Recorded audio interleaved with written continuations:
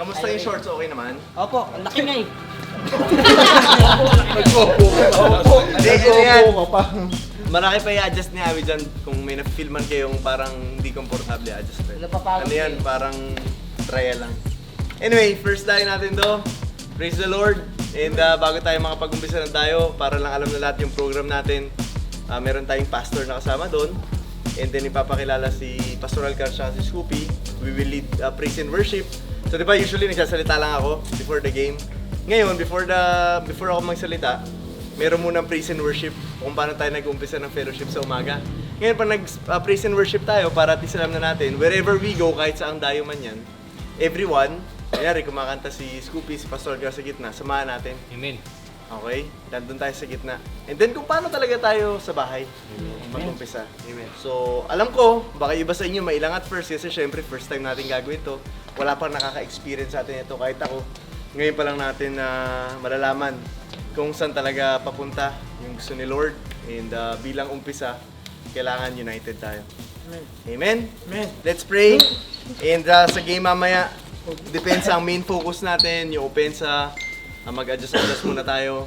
Tingnan natin kung paano. And then bukas, ganun din syempre. Pero ang pinaka-importante dito is before the game, yung makita ng mga tao talaga na focus tayo dun sa praise and worship. Okay? So let's pray. Lord, maraming salamat sa pagdala niyo sa amin sa pinakaunang dayo ngayong taon na Lord.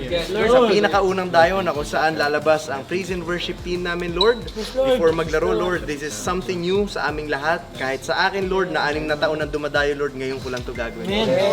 Lord, thank you for bringing us the right people, Lord, dito sa mission na to, Lord. Mga magagaling na manlalaro at the same time, may mga galing tumugtog, Lord, at pinagsama mo, Lord, para sa isang malaking mission. Para sa mga tao, Lord, ibukas niyo po ang puso ng mga taong nandun and matanggap nila yung mga mensahe, Lord, na maipapakita at malalaman nila ngayong gabi na to, Lord, through the game of basketball, Lord. Ingatan niyo po ang bawat isa, give them wisdom, give them courage, Lord, sa pagtugtog, Lord, at sa pagiging united namin, at makita ng mga tao, Lord, kung sino ka sa buhay namin. Yes. Lord, ngayong gabi na to, iaangat namin ang pangalan mo, at ikaw lang, Lord, we honor you, we glorify you, we praise you, Lord, in Jesus' name. Amen. Praising His eternal name of God, Jesus.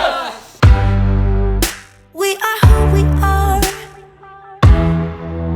Why don't I be me and you be you?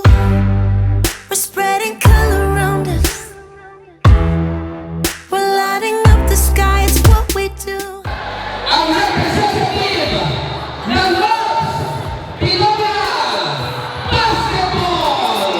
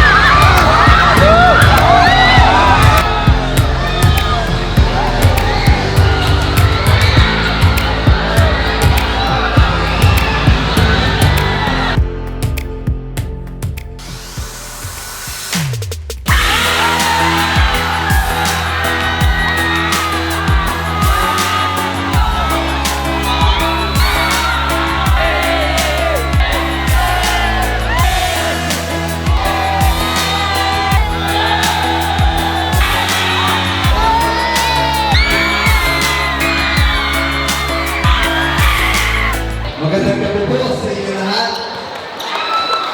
Before po tayo magsimula, I know that everybody is excited sa laro.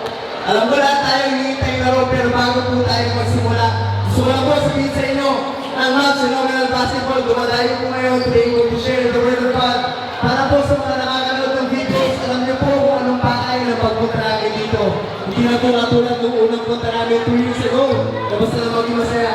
Kundi ang bawat isa ay talagang busog sa salita ng Diyos. Before we start, I want to tell you na ngayong araw po, ngayong gabi na to, merong unang-unang pinapagawa ang Panginoon sa grupo namin sa buong taon na ngayon lang namin gagawin. 6 years na po, may dumadayo ako po, pero first time ko natin po gagawin ito. At I'm very honored na sa karatagan ito mag-uusa. So bago po tayo magsimula, I would like to welcome our worship team. So sabay-sabay po muna tayo pagpulihan ng ating Panginoon sa pangalawang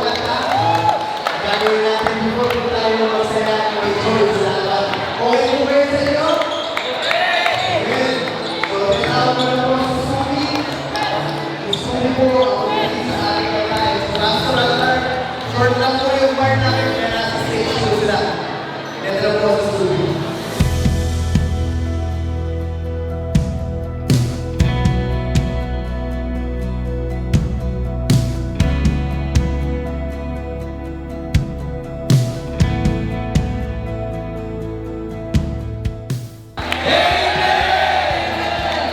So guys, I pray that tonight, everybody will be able to get to know God sa buhay nyo because without Jesus Christ, lahat po tayo matita, wala po tayo pumuntahan.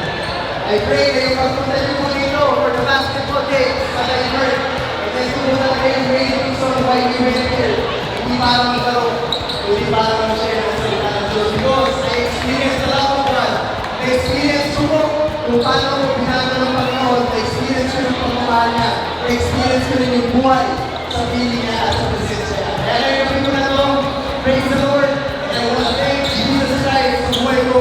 And I pray na lahat po kayo magkilala ang ating Panginoon through this basketball game. So doon po lahat ng pagpuri, masalamat at masamba. In Jesus' name, Amen.